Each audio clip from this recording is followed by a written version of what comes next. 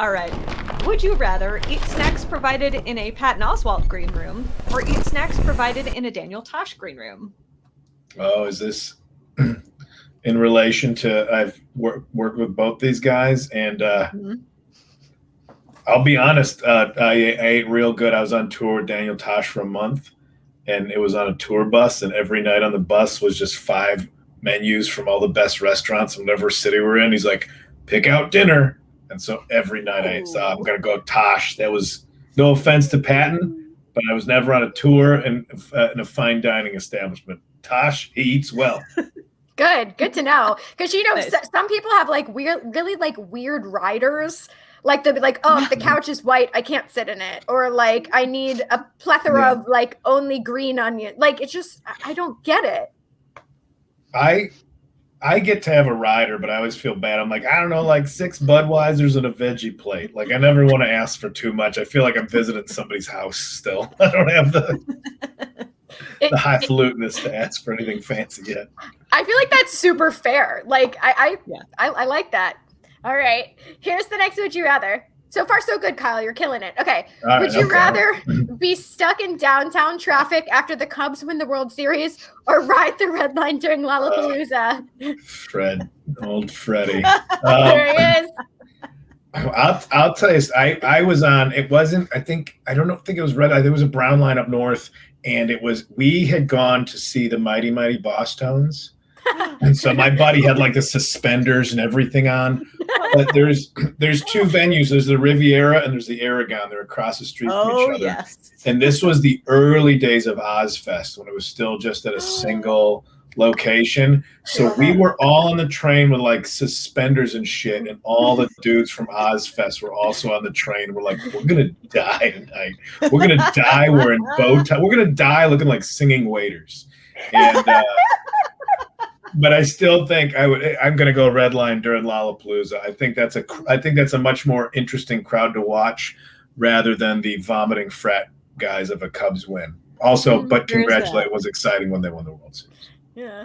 I was going to say, I feel like what you just explained, the Mighty Mighty Boss Tones versus Ozfest, should have been the plot for Steven Spielberg's upcoming West Side Story. You know what I mean? Like, that's the plot I want to see. Hell yeah. Just the outfits alone, like the skanking guy versus a lone headbanger. Same dances, though. Yeah, they are similar, Dan. They are similar. Yeah, fair enough. All right, here's the next one. All right, next. Would you rather do another episode of Drunk History or do another episode of At Midnight? Oh, I don't know if my liver can handle another episode of Drunk History. You know what? This is where I do relate to wrestlers. Like, I know people are like, well, wrestling's fake, and they're like, it's a show. They're putting on a show. It's still athleticism. Say what you want about it. It's athleticism, and it's a dangerous thing to do. Yes. And if it goes wrong, I feel like this was my professional wrestling. Like, I legit drank all those drinks. I think I'm the reason they had to start like putting rules on Drunk History and how it was created. Do they have rules now? Yeah, I didn't know there was rules. There was a lot of like, hey, listen, don't just start drinking all day. We'll let you know when we're on our way there. And you can maybe have one, because it's like, I'm doing Drunk History in 10 hours. Better slam it. Better prime the pump. I do miss At Midnight. I thought At Midnight was a great showcase for sure. stand-ups that people maybe didn't know, to just every night, like, who's this guy? Who's that person? They're funny, and I didn't even know about them. And then that night you could be like, hey, I'm going to come do a show in your town next week. Here's the dates. And I think it did so much for lesser-known comics that I would like At Midnight to just exist again. Whether or not I get to do another episode, I thought it was a valuable show for comics. Did a lot for 100%. Like, was it just because Chris Hardwick was just, I don't want to say the word burned out because he's such a hard worker, but, that has to be a big commitment. Like, do you think that's the reason it kind of? Yeah, I think he was kind of on that. He had 1,000 things going on, and maybe some of those things treated him better than the daily grind of At Midnight. I can't say. I don't know why it went away. Yeah. But I thought that show was valuable because, a late night set doesn't do as much for comics anymore. Even a Conan spot still doesn't do as much as showing up on At Midnight, and it's every night. You can tune in. Like, everybody got to play along on Twitter. So as much, also Drunk History did help, but it maybe in a negative way, because people are like, we're going to buy you a half a bottle of tequila to drink right now. I'm like, I'm not going to do that with you. I'm trying to live. I gotta do this again tomorrow night. This is your Friday. This is just my regular night of the week. I'm at work tonight. Oh man. Well, here's hoping At Midnight makes a triumphant return. Putting it out there in the universe. You never know. All right. So. Here's the next one. Would you rather play Panama with Van Halen, we'll say in their prime, or play Kickstart My Heart with Motley Crue once again in their prime? 2 songs that I can fart my way through on guitar just barely. This one's tough. And we're talking in their prime. Now, Kickstart My Heart did come along. That's Dr. Feelgood. That's sober Motley Crue. Is Dr. Feelgood Motley Crue's prime, or are we going back to Theater of Pain? What are we calling the prime? Theater of Pain. Theater of Pain, I think. I think that's the pinnacle, yeah. So the song Kickstart My Heart wouldn't have existed in that time, because that was about Nikki Sixx being revived, I think, twice in a week. I just finished reading his autobiography, The Heroin Diaries. I'm going to say... You didn't say what I'm playing. Okay, you can pick. Am I just playing chess with Panama era Van Halen? You're the new Queen's Gambit. Yes, guitar. I want, and far be it for me to think I could step, but I want Diamond Dave. I think is a national treasure. I think David Lee Roth exists in a way that people don't appreciate right now. I don't think people realize, like, I put him up there with like Prince or somebody, like, as far as a performer and a singer and just an interesting guy. He's a paramedic after he left Van Halen. He was a paramedic in New York. Yeah. Shit. I've also read his Crazy from the Heat. Excellent book. David Lee Roth's autobiography. I think I got to go. I need to be around Diamond Dave. It's Panama with Van Halen. All right. Okay. Love it. That's a good choice. I love it. Are you going to see the Motley Crue tour when it actually comes through next year? I went and saw Tesla last night. That's why I saw Tesla. Yeah. Oh, that's amazing. Yeah. And they were great. I was a little worried about how he was going to sound. I like that kind of singing style. It's hard to maintain for that many years. It sounded great. Tesla, 2021, sounded awesome. Go see him.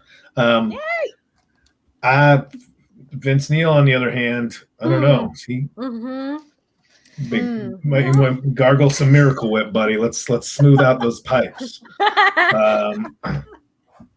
I think I'm weird enough. Tommy Lee just DJ'd in the suburb that I'm from. He just did a DJ night in Lombard, Illinois. Well, the next town over, but Lombard, Illinois. My friend's like, yeah, he's DJing at the Brower House. I'm like, all right, well, that's cool. To each their own. I don't know what Tommy Lee's DJ set's like, but okay, we'll have to find out. Scratching records with that big crank of his. Right. Sorry. I don't know what rating the show is. It's noon on a Saturday. Nope. There's no rules here.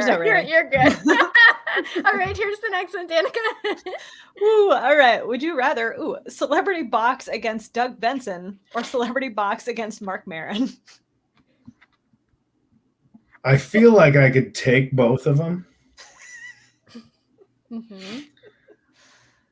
I feel like I'd feel bad hitting Doug. Because I don't think he would know he was boxing. He'd be stoned, and then he'd be like, "Oh, hey, why are you hitting so hard?" Maron, I think, would want to fight back, and would also has so much self-hatred that he'd be a good opponent. Ooh. You know, he'd be the guy that, like, you can't hit me harder than I can hit myself emotionally. And that would make him a very interesting sparring partner. Mary. I take Mary. Yeah. I take Mary. All right. Okay. Yeah. I love we could that. have also asked like Benson or like Dave Anthony. Dave Anthony's got. I think Dave Anthony would fight dirty. He's got nothing to lose. Yeah. Oh yeah. I don't think Dave. See, Dave Anthony. I don't think Dave's worried about his own reputation, so he'll fight dirty. Fair enough. All right, we got a couple more of these. Okay, here's the next one. Would you rather have a drug sniffing dog that is addicted to drugs, or have a dog that verbally insults everyone it meets? I mean, not to shirk my own paycheck, but you give me Triumph the Insult Comic Dog over. That's would I rather out of any questions you ask me. It's have Triumph the Insult Comic Dog along for the ride of any question. That's some of the. Triumph. Even the early one of him at the Star Wars premiere. I was like, this is the greatest thing I've ever seen. It's my favorite. Yeah, this will be the high watermark of on the fly insult comedy for anything to come, and I still put it up there. So it still holds up. One of these buttons calls your mom to pick her up. yeah. No Jedi's like filet-o-fish. And this is what Danica and I deal with at all the conventions. So it's like I live in that world. If only there was. Oh yeah, okay. I guess so. Yeah, you're at the conventions already. Oh yeah. You understand the relief that and if you haven't seen him and Jack McBrayer at Wiener Circle in Chicago. Do you know Wiener Circle? Do you know the history of Wiener Circle? But I've never actually been there. It's the employees there verbally abuse the customers. So Triumph the Insult Comic Dog went there and they were insulting each other, and it's something special. Okay, I'm writing it down. I'm gonna watch that right after this. Okay, here's the next one. Danica? All right. Would you rather go back and be roasted by Don Rickles or go back and be roasted by Greg Giraldo? R.I.P. R.I.P. Across the board, Rickles. I got to see Don Rickles a few years back. He was post-mortem. He didn't look good. I don't know why they had him on display like that. It was I found it disrespectful. He was good. I mean, you could tell he was up there in years, and he was like, it's like an old guy doing old things that people knew him for, and some stuff like, well, hey, Don, I don't know if you could say, wow. But then he had a couple that like you could tell it was still, the spirit was still in there. And there was sounds like a couple in the front row, and he's like kind of in between bits, and he just looks.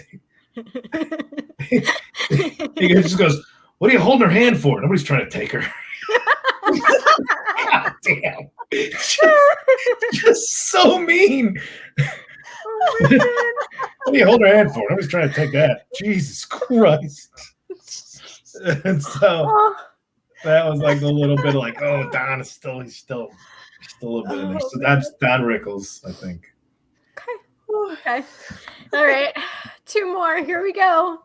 Would you rather guest star on an episode of Always Sunny or guest star on an episode of What We Do in the Shadows? Ooh.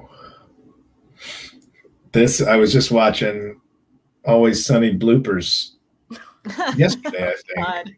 Well, just to see them like their weird improv, like how they just go off. I think probably What We Do in Shadows, just to play a supernatural being, would be more fun to do. Like, oh yeah, let me be a shitty vampire. That might be, I think for myself, for the role I would get to play, that would be fun. As far as shows that I know more about, It's Always Sunny, but I think I would want to like put on fun makeup and be a ghoul for What We Do in Shadows. I just remembered his name. It's Matt Berry. Oh, Matt Berry. Oh, yeah. Okay. Yeah. I was trying to think of it because I just started rewatching Garth. Oh my God. Oh, Garth Marenghi's Dark Place. Dark Place, yeah. Yeah. I just started rewatching it. Like, I am well behind on English shows. The missus introduced me to Peep Show, and I like that a lot. And I need Peep Show. I need to sit and verse myself better in these. in the English IT show? Crowd. IT. Oh yeah. Okay. All right.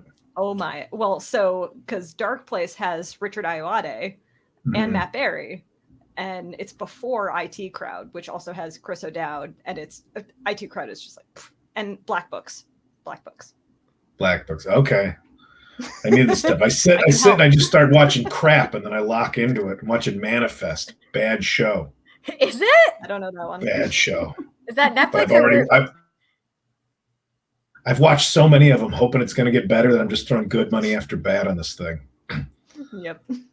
Maybe the next episode will make sense. Nope. Where are we at? Season 1 is 14 episodes. What are you doing? I'll be watching stuff I like. Okay. Well, I hope you wrote down those recommendations from Danica. So, yeah, all right. More. All right. We got one final question. Oh, yeah. All right. Would you rather have all your favorite songs covered by Creed or have your favorite movie from childhood rebooted by Tommy Wiseau? Well, okay. Tommy Wiseau and Nicolas Cage right now, maybe the same guy. So I've never seen them in a room together. Tommy Wiseau no. as H.I. McDonough. Oh God. In Raising Arizona. Oh God. Okay. Okay. Might Ouch. work amazing. Never know till you try. I would rather have my movie reinterpreted than the music that I loved. Okay. Although that being said, I love a cover song. True. I love people hate cover songs. I love them. Is there one that stands out to you? I mean, I just for feeling good, I always throw on Me First and the Gimme Gimmes. It's just a good I'm just trying to party by myself. Just trying to have a little good time here. A Veil doing Pink Houses is a real it's a real shake your foundation kind of cover as far as the sarcasm of the song Pink Houses is implying about the American dream and how a Veil just tears it down. This is a much longer conversation. I can just start listing off all kinds of stuff. Dinosaur Jr. doing Just Like Heaven. Yeah, come on. Oh, Dinosaur Jr. Mm-hmm. Oh, love it.